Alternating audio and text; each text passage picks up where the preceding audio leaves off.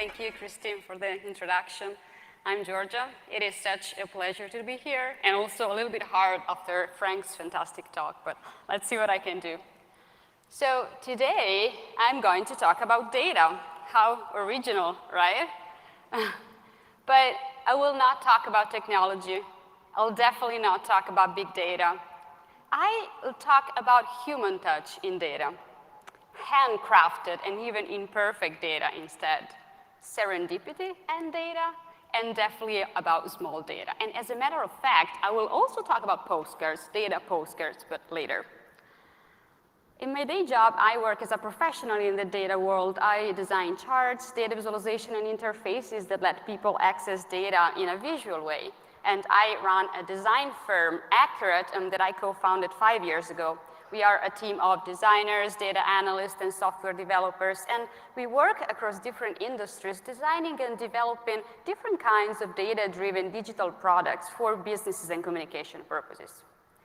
And in my profession, I realized that a common approach, a very, very common approach when it comes to data is to throw technology at the problem to begin with, sometimes without even spending enough time framing the real issue and the real challenge. We have big data, we should use Hadoop or Spark or whatever, which are only instruments. And over the last years, a lot have been done in research around what technology can bring to data, and this is amazing. But I believe that it is the true convergence and hybridization of science and design that can open new perspective and take the conversation to the next level. Because when we work with information, it is so easy to get fascinated by the quantities, the variables, the numbers. It's so easy to lose track of what numbers really mean and what it's important to display. With my company, we work with businesses and organizations of different nature, and for them, we do build software, custom analytic platform, and we do experiment and work with different kind of technologies indeed, but we also try every time to look at any of their data problem using a design approach from the very early stage. A design approach to actually limit the possibilities, to increase the opportunities, to focus on framing the right questions, and ultimately to reconnect numbers to what they stand for, people, behavior. And today I'm going to share with you two completely different experiences where self-imposed constraints in a way change my relationship with data and change the lenses that I use to look at the data world. The first one is called Friends in Space. Last year, a very peculiar challenge was posed to my team by this woman, Samantha Cristoforetti. She has been the first Italian woman astronaut, and as you might have guessed already, I'm Italian, by the way. So she contacted us before being launched on a 6-month-long expedition to the International Space Station, and she asked us if we wanted to collaborate on some real-time data visualization while she would be in space. How awesome! How much data there will be to visualize, like the orbits around her, the speed and position of the ISS, also her Twitter feed visualized and on a real time. And I could really go on hours to list all of the data because the ISS makes all of this information available for everyone. A technology-driven approach would have taken us far from anything meaningful. This is exactly what we didn't want to do, and actually, who needs this? But still, we're also compelled to use all of the numbers that we have to show the complexity and the power of our engines and to display everything that we analyzed and processed all together more and more.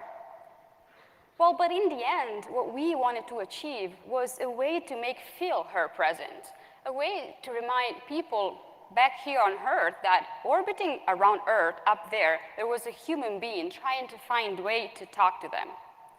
So we decided to frame just one question to guide our design process. Is it possible to use this data to promote very simple and basic interaction and human connection? And the idea was there already. In fact, the core idea of Friends in Space, which we like to describe as the first social network that extends beyond Earth, is very simple. You log in with your social profile. You can see Samantha's real-time position above your head within the trajectory of her current orbit, which is the yellow arc, as well as a map of all of the people around the world that are online in the platform in that moment. You click hello from where you are, and a simple arc on the map connects you to other people who just said hello from all over the world. And every now and then, you also had the possibility to say hello to Samantha when you were in her orbit, so when she was about to fly above you. So through this simple interaction, you connected with strangers you wouldn't have met otherwise. And the whole simple idea is that you are part of a map of the world that is linking different people who are feeling the same emotion, who are virtually looking at the sky and at Samantha together. And where, if you were lucky, you also saw and received a feedback when Samantha was digitally waving back from the ISS. And all of these connections have been recorded for you in your control room in form of beautiful images like visual souvenirs from space. And you see that data powers all of this, but in fact, a very simple and human way of connecting drives all of the experience. And we limited the interaction by design because we wanted to play with the simplicity of the gesture of saying hello, waving and saying hello from where you are to other places on Earth and beyond Earth. And through Friends in Space, tens of thousands of people connected with Samantha and between themselves, and the whole experience and the incredibly positive response of its user taught me a very important lesson. That limitation with data are the true way to transform the abstract and the uncountable into something that can be seen, felt, and reconnected to our lives. The other experience that I want to share with you today is definitely more radical in this sense, and for me, it was the big data hangover relief. It is a zero technological, year-long personal project, a very laborious and time-consuming one that took out practically all of my evenings and weekends for the last year. It was a collaboration with information designer Stephanie Pozovic. So I am an Italian and I live in New York. Stephanie is American and she lives in London, and we only met a few times in our life. But last year we decided to work together because we discovered that we have so many personal and work similarities. We are at the exact same age, both in our 30s, both only children struggling to have decided to live far away from our family. We both work with data in a very handcrafted way, trying to add a human touch to the world of computing and algorithm. And most of all, we are both obsessed with drawing with data, with sketching data. So we decided to challenge ourselves. We would get to know each other through our data and through our drawings with data, of course. So we conceived and started what we call Dear Data, an uncommon kind of correspondence of hand-drawn data postcards, so yes, again, postcards, across the ocean. Every week since September 1st, 2014, and for a year, we would collect our personal data around a shared topic. From our complaints to the interaction with our partners, from the compliments we receive to the sound of our surroundings, from our negative thoughts or our habits as they show up for the week. 52 pretexts in form of data to reveal and investigate a particular aspect of ourselves and about our days. At the end of the week, we would then take the time to analyze our information and to create a hand-drawn data correspondence to each other. Unfolded data postcards we will send from New York to London and to London to New York. Eventually, the postcards arrived at the other person's address with all of the scuff marks of his journey over the ocean. And we purposely designed initial constraint for the postcards to form a consistent collection, but also to allow us to experiment more with our weekly data. In fact, the front of the postcard contains no text at all. It's just hopefully a beautiful drawing that you could take as an illustration if you didn't know that there are data behind.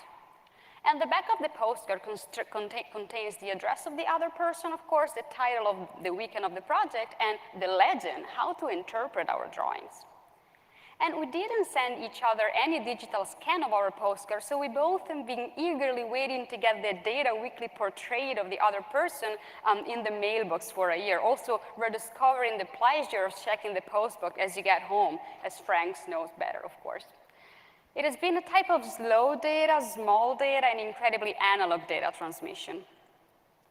Well, yeah, during a time when everybody talks about big data and virtual reality, we of course do small data and physical postcards, you know? Well, it doesn't sound very revolutionary, but by removing technology from the equation, we have been forced to extend ourselves as designers.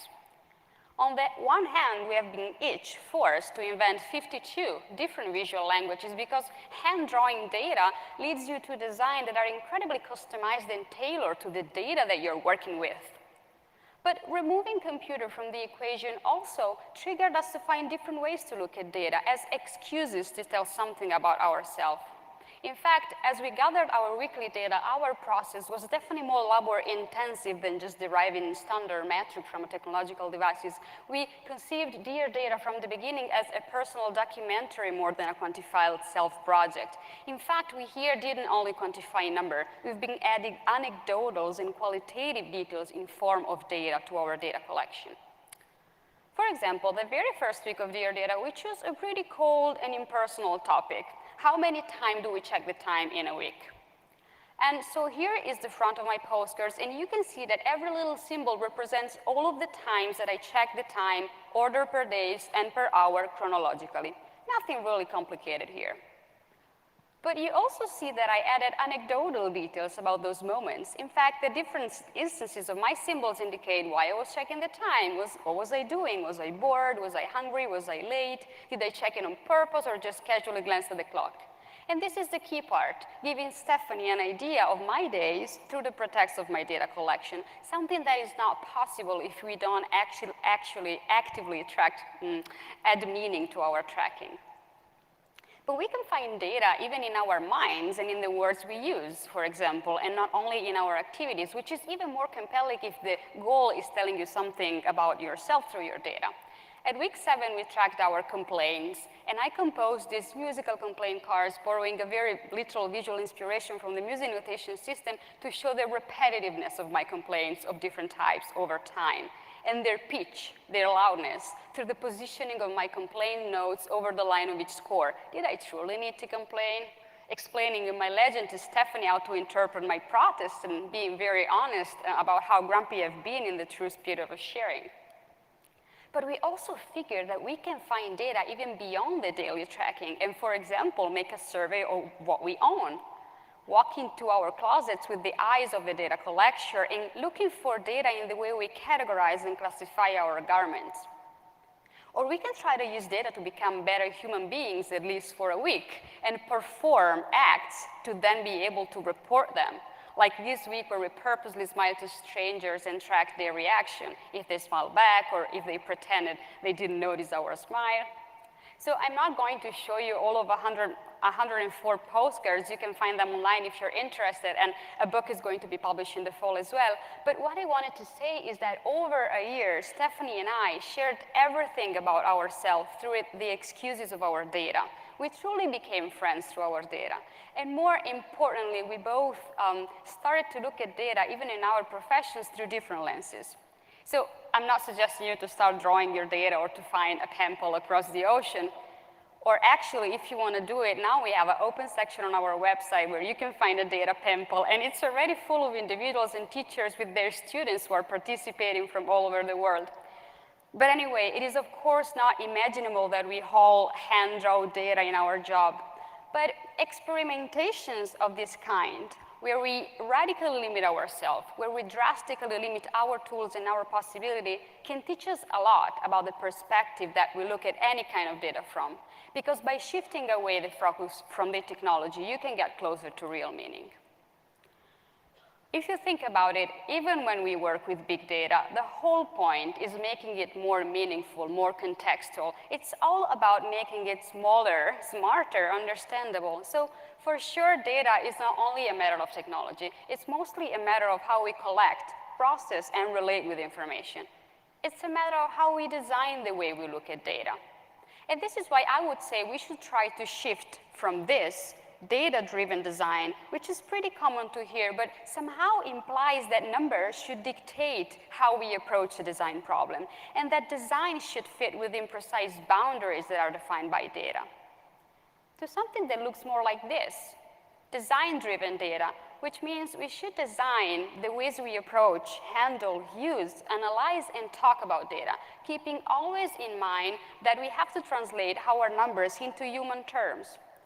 And the real power of a design approach is to give us the tools, and not necessarily the technological tools and the format, to reconnect numbers to what they stand for, because ultimately it's going to be us, human, that will interact with data. When we think about data, we always associate it with more efficiency, more automation in our life. And if I can leave you with one thing today, is that I argue we can absolutely use data to become more human, to connect with ourselves and with others at a deeper level, if we design the right ways to do it. Thank you.